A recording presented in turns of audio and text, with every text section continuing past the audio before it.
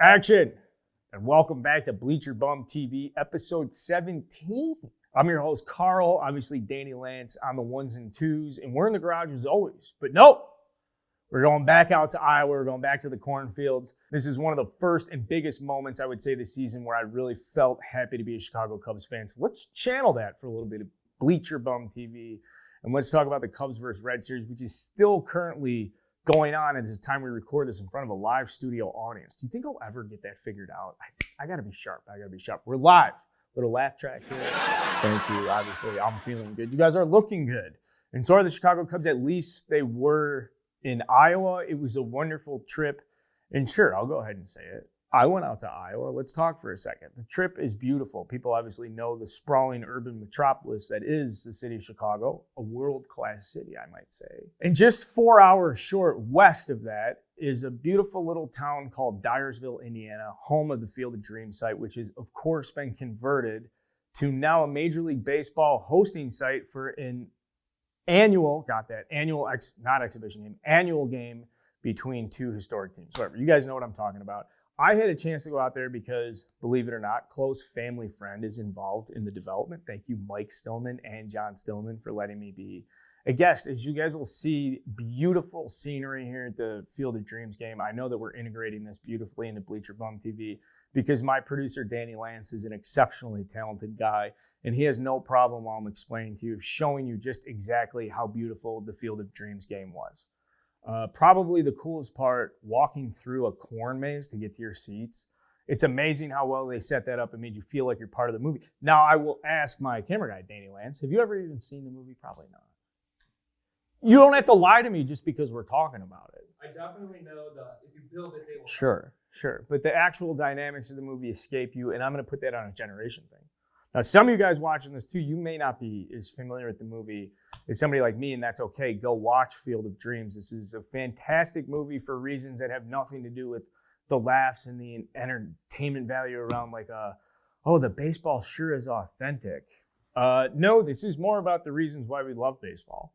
And it was cool to be out in Iowa for these reasons. The bond you have with like your dad, I personally can attest to that, or a close family member that introduces to the game and teaches you all those intricacies from like, what is an infield fly to like, what do you mean a double play? You can just step on the bag and a force out. Why don't I have to tag someone? A lot of us learn these things at a very early age, and it's not because we read a rule book or because we watched it on TV. It's because we had someone there explaining it to us, whether it was at a practice afterwards or just like, hey, I don't understand that. So I guess while we were watching TV, but with a loved one who could explain what was going on. Did you follow me on that? I'm a little sentimental here. I'm played at the heartstrings. Iowa was a lovely time. And my encouragement to Major League Baseball to hang on to this, please. They're not supposed to be there in 2023, allegedly back in 2024 with some heavy hitters from the National League. Stay tuned. I think somebody has that scoop. I'm not going to spill it. In the meantime, I want to throw out a bold take. And sure, maybe I'm riding high because I've got the Field of Dreams behind me, the wind of a 4-2 win over division rivals. I mean, we're at the bottom together, though, so I'll say division peers, Cincinnati Reds. I'm willing to throw a hot take out there. I'd rather watch a Cubs game than a White Sox game right now. I think the Cubs play harder. I think guys like Christopher Morel add to that spirit. I think the fact that Ian Happ is just a complete G has elevated so to say, belonging from some of these players. Nick Madrigal healthy. He's an energetic spark plug. Wilson Contreras turning his ankle, staying in the game. He wants to be out there. These guys want to compete. Patrick Wisdom wants to take advantage of every single opportunity he gets to play third base. And so sure, the Cubs are 22 games under 500 or 20, whatever. They're playing well this week. That's going to go up and down. But they play hard. They play very hard. And last week I had asked for David Ross to get some help in the offseason, and now it's this week I'm coming back with more conviction in that take. I mean, seriously, this is a team they don't give up. We like that. Do we like that? We love it. We love it. When you're last place and then you climb to third place, when you're at the bottom and you don't give up, there's something to be said about that. And that's, to me, is what's going to take this Cubs team to kind of get through this rebuild quickly, sharply, better. So maybe that's a bold take. I do know that what's going on with the White Sox on the south side, they just swept the Tigers, so don't come at me. I'm sorry. 59 and 56. Big set with the Astros coming up. This isn't about the White Sox. I'm just saying the take here is that the White Sox have done less with what they have. The Cubs have done more. Is that fair? We'll find out. Tell me in the comment section if you're a passionate White Sox fan. You'll say, Carl, I hate your guts. Don't hate me. Don't hate me. Hate the guys that are getting big checks. I think it's the 5th biggest payroll in Major League Baseball. I know the Cubs are 15th, and I know that I'm starting to get the juices flowing for next season. I'm starting to buy into some ideas of what that offseason could look like, and I'm looking for all the silver linings I can.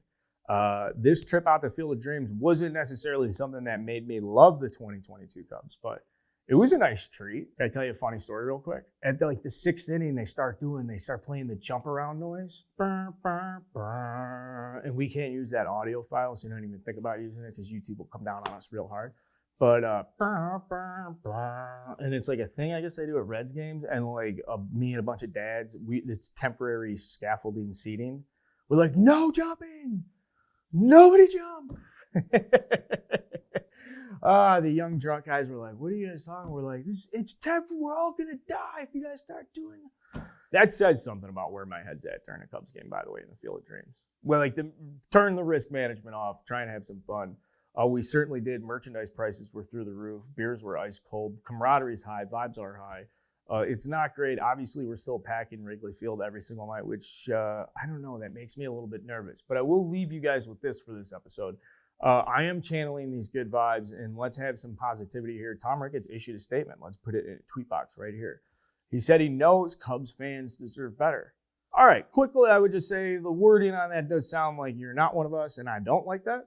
But I will, like I said, be positive here and just say at least he's recognizing it. He's giving me an opportunity to bitch more if he doesn't do anything about it. We do deserve better, Tom. So I guess now that you are willing to say that, could you answer the next question, which is, what are you going to fucking do about it, pal? Hopefully a lot. This is Bleacher Bum TV. Go check out the stuff in the Barstool Sports Store.